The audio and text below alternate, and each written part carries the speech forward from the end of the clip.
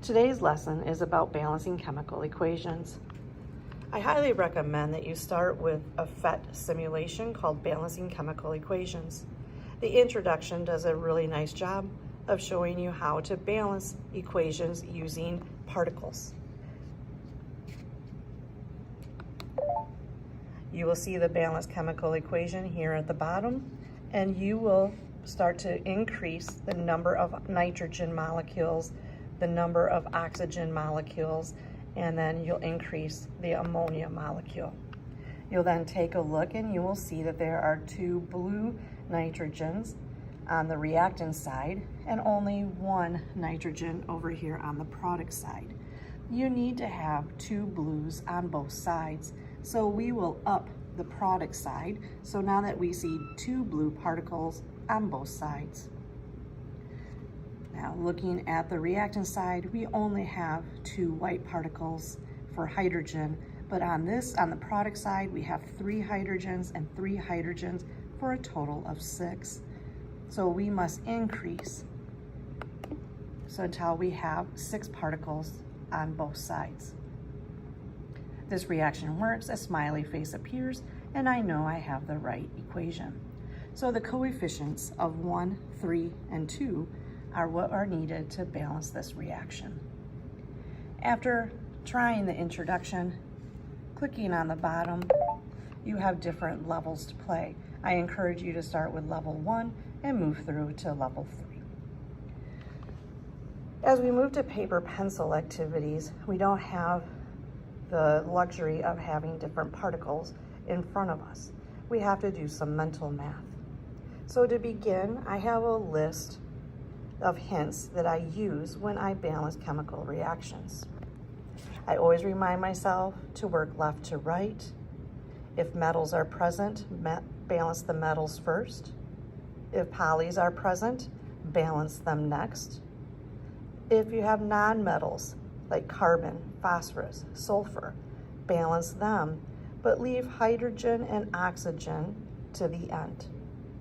Sometimes your reaction following these rules balances very nicely, but sometimes we get a different outcome. Sometimes the reactant side might be an odd number and the product side an even number, or vice versa. If one of your sides ends up with an odd number, the trick would be to double the coefficients. Sometimes that doesn't work, and we have to know our rule of odds and evens. Remember, even number plus even number will give me an even number. 4 plus 4 is equal to 8. And 2 odd numbers will always equal an even number. 3 plus 3 is 6. So getting to even is another little trick. Let's look at using the hints. Here is my first reaction. I have potassium hydroxide plus phosphoric acid producing potassium phosphate and water. Now remember, it is important for you to remember that here, when we went to write KOH, KOH is the result of the potassium ion with a hydroxide ion producing KOH. Here, phosphoric acid is the result of the hydrogen ion with the phosphate ion resulting in H3PO4. And the same here with K3PO4, potassium ion with the phosphate ion results in K3PO4, and water is always H2O. So my formulas here cannot change. Okay? They have to be set. We can't manipulate them in any way. But we do know that the law of conservation of mass needs to be conserved. In other words, if I have 5 potassiums on one side, then I have to have 5 potassiums on the other. If I had 10 potassiums on one side, then I need 10 potassiums on the other. I'm just not allowed to change their formulas. So how do I get them to match up? I use coefficients. Coefficients are the numbers that go out front. So whenever beginning balancing equations, it's important that you realize that you should have the same elements on both sides of the reaction. So I draw a little squiggly line in my head saying this is the reactant side and I need to compare it to the product side. If I look, I have K in the formula, I have oxygen in the formula, hydrogen, and I have hydrogen again, I have phosphorus, and I have oxygen again. So these are my 4 elements on the reactant side. Going to the product side, I have K, I have potassium, I have phosphorus, I have oxygen, and I have hydrogen, and I have oxygen again. So please make sure that you always have the same elements on both sides of the reaction. Now going to my hint, I'm always going to work left to right, and I'm going to start with my metals. So on the left side here, my only metal is K. And I ask myself, how many Ks are in this formula? Well, we have 1 potassium in that formula. But when I look on the right side, I see that I have 3 potassiums. Now, the law of conservation of mass needs to be conserved. 1 does not equal 3. So I go to the smaller side and I ask, what do I multiply 1 by to get 3? So that means I have to multiply by 3. This 3 is the coefficient. This 3 becomes my coefficient. So I have to come up here and put a 3 into my chemical equation. Now I have 3 Ks and I have 3 Ks.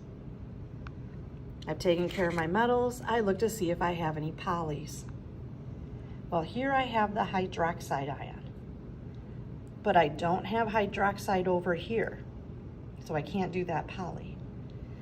Over here I see on the left side I have phosphate, and on the right side I have phosphate. So I'm going to take care of this polyatomic ion because it occurs on both sides. I see that I have 1 phosphorus and I have 1 phosphorus. I have 4 oxygens and I have 4 oxygens. They balance each other. They're equal to each other. So that allows me to ignore the PO4 as I go through my balancing. Now that I have polys done, let's look at nonmetals. My nonmetals are going to be anything other than hydrogen and oxygen. And I don't have anything other than hydrogen and oxygen left. So I move on to hydrogen next. I look at hydrogen. I see I have hydrogen here and hydrogen there. So in this formula of KOH, I have 1 hydrogen, but I have a coefficient of 3. So really what I have here is 3 hydrogens followed by a plus sign. And then I look at this hydrogen on this side and I see that I have 3 hydrogens here as well. So 3 plus 3 means I have a total of 6 hydrogens. So on my product side, I have hydrogen here. I only see 2 hydrogens. So on the reactant side, I have 6. On the product side, I have 2. I asked myself, what can I multiply 2 by to get 6? And that is 3. So that becomes my coefficient. And then I can double check once again. Okay. I have 3 Ks, I have 3 Ks, I have 3 hydrogens plus 3 hydrogens for 6 hydrogens. I have 3 Ks, and I have 3 times 2, which is 6 for 6 hydrogens. That allows me to move to oxygen. I only have oxygen here in the reactant side. I have 1 oxygen in the formula, but I have to multiply it by the coefficient of 3, so I have 3 oxygens. And I go to the product side, I have oxygen here. There's 1 in the formula, but I have to multiply it by 3, and I have 3 oxygens. And my oxygens match up. So my ratio in this problem is a 3 to 1 to 1 to 3 ratio. You don't have to put the numbers 1 and 1 in here, but if you want to for now, you are more than welcome to. Let's look at another example.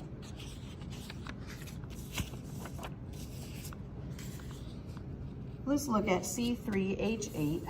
And so this is going to be a combustion reaction, which we haven't learned about our types of reactions yet. But combustion reactions generally form a certain pattern. Right? But let's use our hints. We're going to work left to right, and we're going to start with our metals. I don't see any metals. We're going to look for polyatomic ions. No polyatomic ions. Non-metals, anything but hydrogen and oxygen. My only non-metals is carbon. So on this side, I see that I have 3 carbons, but on this side, I only have 1 carbon. They don't match. So I go to the smaller side and I ask myself, what can I multiply it by? You're gonna say 3. So now I have 3 carbons on both sides. My checklist says go to hydrogen. On the reactant side, I have 8 hydrogens. On the product side, I have 2 hydrogens. They don't match. So I ask myself, what do I multiply 2 by to get 8? I have to multiply it by 4. So I put in a 4. And now I can go to oxygen. On the reactant side, I have 2 oxygens. On the product side, I have oxygen here and oxygen there. So I'm going to start with my first guy here. I have 2 oxygens, but 2 times 3 means I have 6 oxygens plus, because I have a plus sign, I have to do plus. And in water, I have 1 oxygen, and 1 times 4 is 4. So 6 plus 4 is 10. So I have 2 oxygens, I have 10 oxygens. Go to the smaller side and I say, what do I multiply 2 oxygens by to get 10? And that is 5. And so I come up here and put in a coefficient of 5. So my ratio is 1 to 5 to 3 to 4. And you can put the 1 in if you would like for now. The other thing we need to make sure we look at is, are our ratios in low whole number? So when you're all done balancing, make sure that it can't be reduced into a simpler form. So let's look at our third example. This is going to be just like the previous problem. It's a combustion reaction, working left to right. There are not going to be any metals, there aren't any polys, so we start with our non-metals, which is going to be carbon. We have 2 carbons on the reactant side, and I have 1 carbon on the product side. They don't match, so what do I multiply the smaller carbon by to match? Well, that is a 2. We then go to the hydrogens. I have 6 hydrogens on the reactant side, and on the product side, I have 2 hydrogens. They don't match. So what must I multiply 2 by to get 6? And that is 3. My next thing is to go to oxygen. On the reactant side, I have 2 oxygens. On the product side, again, I have oxygen in 2 different places. So I have 2 oxygens here. Oh, let's do that again. I have 2 oxygens here, but 2 times 2 is 4. So I have a total of 2 times 2, which is 4 oxygens, followed by the plus sign. And then over here I have 1 oxygen, but 1 times 3 is 3. So 4 plus 3 is 7. So my smaller oxygen is on this side, and I have to ask myself, what can I multiply 2 by to get 7? Well, you can't multiply 2 by a whole number to get 7. So I have to go to my next trick. If I get an odd number, then I need to double the coefficients. So my existing coefficient is 2, that's going to become 4, and my 3 is going to become 6. But it means we have to start over again. Because now, even though I originally had 2 carbons over here, I now see that I have 4 carbons. 1 carbon times 4 is 4. So on this side, I'm going to have to multiply by 2. So now I have 4 carbons and 4 carbons. My hydrogen, I have 2 times 6, which is 12. My hydrogen, I have 6 times 2, which is 12. My oxygen is still at 2. But now when I add my oxygens together on this side, I have 4 times 2, which is 8. And I have 6 times 1, which is 6. And you can see I've doubled the number of oxygens. I've gone from 7 to 14. So can I multiply these 2 oxygens here by some number to get 14?